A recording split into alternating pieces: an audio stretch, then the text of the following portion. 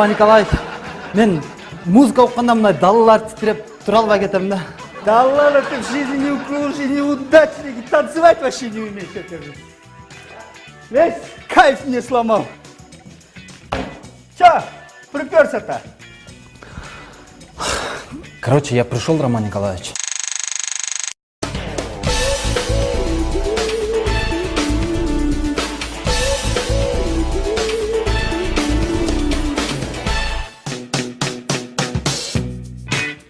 Кыял.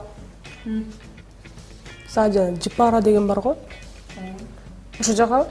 Кандайча, жанагы жип барбы? Жинди болбучу ал кызда. Вообще говорю, адам катары жагабы деп атам. Чоң думайсың? Кыял. Туура эмес түшүнүп алган турбайбы? Эми нормальный эле кыз.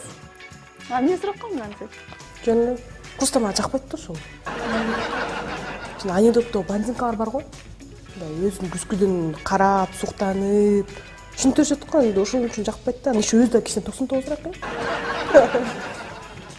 Өзү менин иши жоктанчу. Нейсиң? Жөн эле. Опа, вспомнишь, зараза появится сразу. Что? Я говорю, погода хорошая. Я не глухая, я все слышала. Жантамбер неге кулагыма сотуп тисе көрсө коң ушакташып отурган турбайсыңар мен жөнүндө. Айнура кетип эми мага асылып баштадыңарбы? Ну, конечно, мне же больше делать нечего. Я пришел, Роман Николаевич. У вас просить одолжение. Можно, да? Ты уже спросил. Можно еще раз? Ты дважды спросил. Роман Николаевич. Ладно, шучу. Что за там? Рассказывай. Роман Николаевич, если сейчас моя жена придет на работу, не берите, пожалуйста, а? Если она сюда придет, үйдө деле мээм жеген жетишет да. Бияка келип да мээм жесе, менде мээ калбай калат, Роман Николаевич.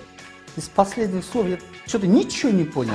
Я говорю, дома мозг кушает, это хватит. Здесь уже мозг у меня нету, не останется. Ну ты рассмешил. У тебя и так мозгов нету. Обижайте, Роман Николаевич. Короче, моя жена, работа не берите, хорошо? Я пошел. Опоздал, ты опоздал.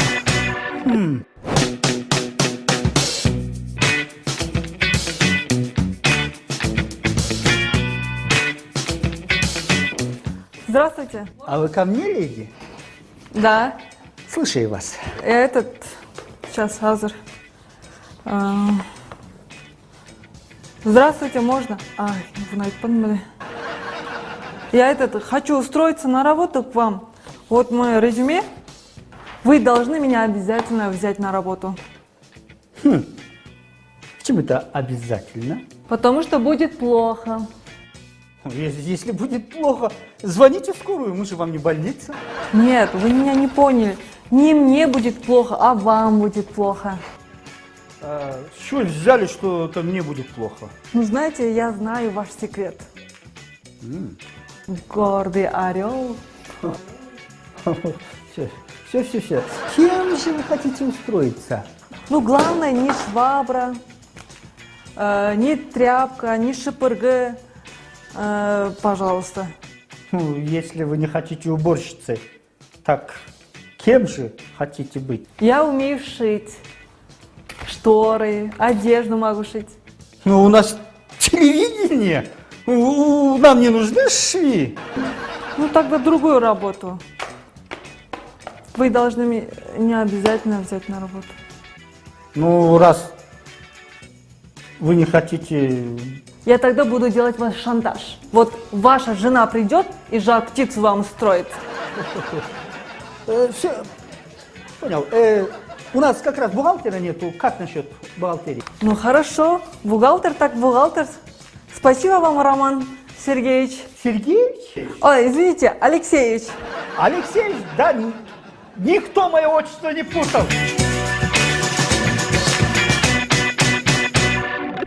Сайрош. Сайрошка. Сен үйде эле отура берсең болмок, убар болбойчу.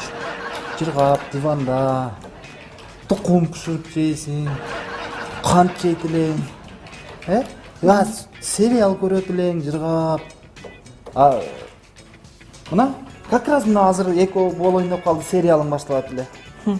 Мен сериалды дистен эле көрө алам, интернеттен эле көрө алам. А вот сен каякта жүрөсүң, ким менен жүрөсүң, чын эле директорсуң, мен аны көрө албайм да дистен. Болуптур, Сараш. Ким болуп орноштуң буяка? Уборщицабы же ашканагабы? Эмне сразу уборщица, ашкана? Же мен эмне тамак жасап, үй жыйнаган башка эч нерсе билбейт деп ойлоп атасыңбы? Эми айтпайсың, эми жөндөн сурап атам. Бухгалтер. Ким? Бухгалтер. Сайраш, сенин кесибиң башка да. Ооба, тигүүчү.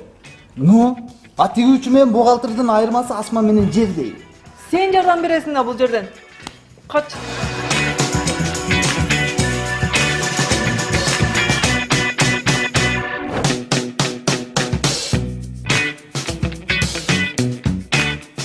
За какие мои грехи, Роман Николаевич, говорите, а? Ну, если ты это считаешь наказанием, то за то, что ты мне до сих пор мою жар-птицу не нашел. И подожди, ты же мне в прошлый раз говорил, что у тебя 5 детей, типа того. Мен антип айткан эмесмин, Роман Николаевич. Я говорю, вот 5 детей будет, Роман Николаевич, когда она родится. А что мне теперь делать, Роман Николаевич, а? Что мне теперь там дома она есть, а здесь она есть, а мне надо же, мен Сергиткенство, отдыхать. Отдыхать? Ты что, на работу отдыхать приходишь? Ты дурак. Не, Роман Николаевич, вы неправильно поняли. Вот, когда я на работе, да, это Сергиткенство, понимаете? Слушай, ты там еще какое-то Сергиткенство, что ли? Это мозг. А Сергиткенство это приветривал. Нет. Ветер дует. Ну, сквозняк надо, мозги, понимаете? Ветер дует? Ну, как вам объяснить? Она дома мозги кушает, а здесь не ветер дует. Сквозняк, хорошо. У тебя мозгов нету, поэтому у тебя там ветер, сквозняк. Будем считать, что я тебя понял.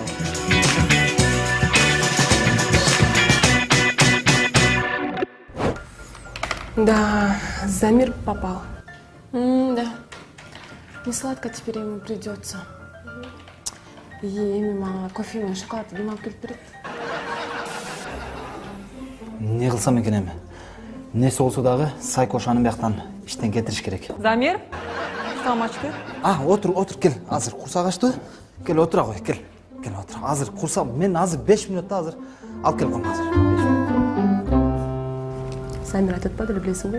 Мен аягым көргөндө коркуп кетти, замке дей калат деп. Алмаштырыптыр. Өзү карабайсың. Сайкош жаным, сайкош деп жүрөт. Ошону айтсаң. Сайкош, күтүп калган жоксуңбу? Мынакей. Оба! Приятного подавления. Эмне дейсиң? Тамаң таттуу болсун дейм. Сүйүнүчкө чогасың. Жок, рахмат. Болуп тур анда. Жей бер, мен жумуштарымды бүтүрүп келейин. Жебейм мен мындай.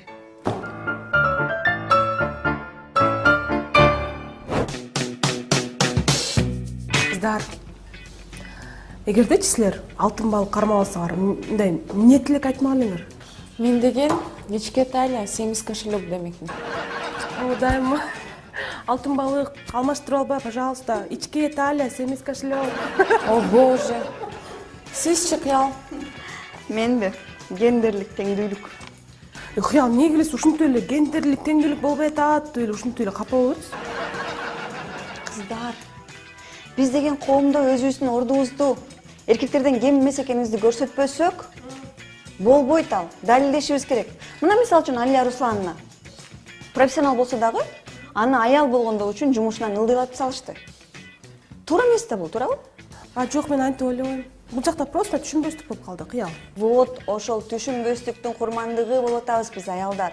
Биз деле мисалы үчүн эркектерден кем эмес, мамлекетке, коомго өз салымыбызды кошо алабыз.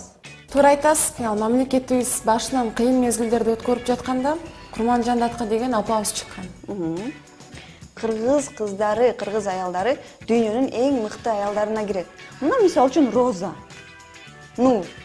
Роза Исаковна. Отунбаева. Ну, ооба Роза деген аты бар айымдар, алар аябай күчтүү айымдар болушат. Биздин мамлекетте кыздар салыштырмалуу гендердик теңдүүлүк жогорку орунда турат, жогорку сапатта. Мисалы үчүн аялдар деле эркектерден кем калбай жогорку билим алганга укугубуз бар. Жакшы жумуштарда иштегенге укугубуз бар, туурабы? Мыйзам боюнча негизи. Бирок ушунун баары могу Роман Николаевичке окшогондор келип алып гендердик теңсиздик деп бузуп салып атпайбы? Такыр туура эмес ушул. Ушул жөнүндө ойлонушубуз керек. Кой, да, ойлонолу, менин жумуштарым бар.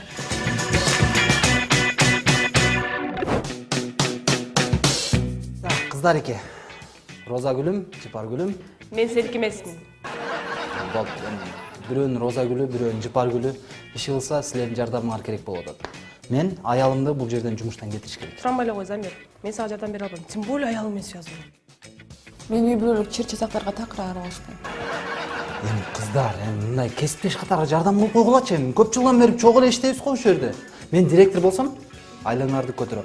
Шоколад алып келип берип турам, гүл алып келип берип турам. Анан дагы Болдучу, айланам депутаттардан жаман болуп кетти. Слушай, Замир, эгерде ушуну чын айтып атсаң, мен сага колуман келген жардамды берем. Мен дагы. эми көрөбүз да, мен директор болгондон кийин ойлонуп көрөбүз да. Замир. Тамаша кыздар. Ну как ты докажешь, что ты не обманешь и сдержишь свое слово насчет зарплаты? Эми кантип далилдейм? Могу кагазга жазасың. Эмне деп?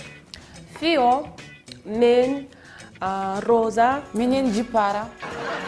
жардам берсе, так, ген директор болгондо алардын зарплатасын 100 000 сомго чейин көтөрөм. 100 000 сом? Давай, жаз. Роза, сен чектен ашып кетип аткан жоксуңбу? 100 000 сом деп. Анда мейли 150 000 сом деп жаз. Кыздар, мен 3 жерге ген директор болуп иштесем деле 100 000 сом таппасам керек. Жыпарчыка, Замир экөөсүнүн жардамыбыз кереги жок экен. Курсак ачты, жүрүп барып тамак ичип келесиз. Кыздар, болуп тур. Жок дегенде мындай 20 000 сом дегилечи. Анда 30 000 сом. Болуп тур. Силерге да жок, мага да жок. 27 000 сом. Йо, батыраак жазчы, ладно. Антон Сайраканын келип каласың. 27 000 сом.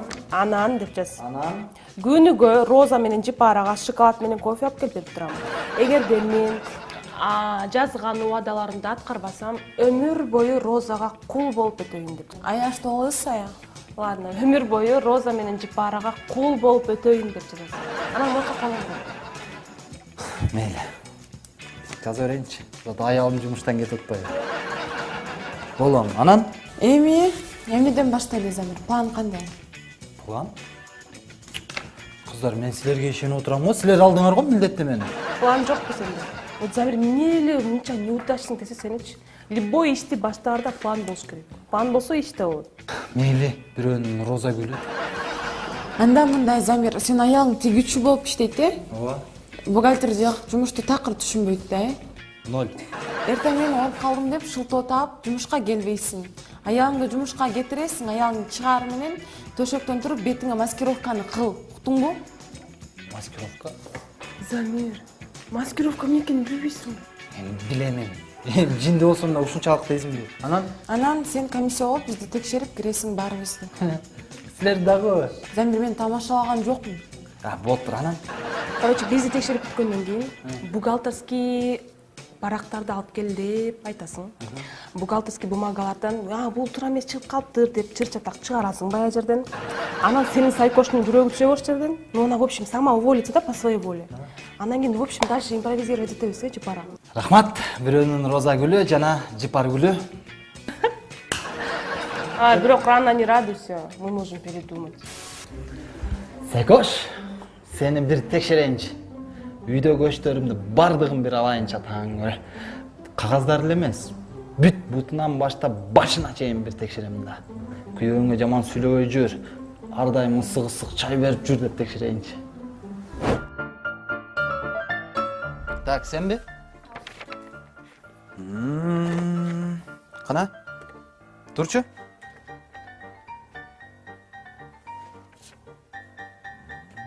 Отур. Кайра тур. Нары карачы. Мындайдан турчу капталына. Жакшы, отур. мынаны окуп көрчү. Мына могу жерден. Ар бир жазык фантазиядан чыгат дейт Александра. Кээ бир идея көп убакытта бышып жетилет, кээ бири болсо ойлонбогон жерден пайда болот. Илхам ар түрдүү сүрөттөрдөн кыздары жакшы көргөн мультфильмдерди. Болду, рахмат. Жигитиң барбы? Жок. Жигитиң жокпу? Күйөөңчү? Күйөөм да жок. Жана эле айтпайт белең ошентип. Сени ишке алабыз, болду. Эртеңден баштап ишке келе бересиң. Неме анан айлык 750 сом макулсуңбу? Макул.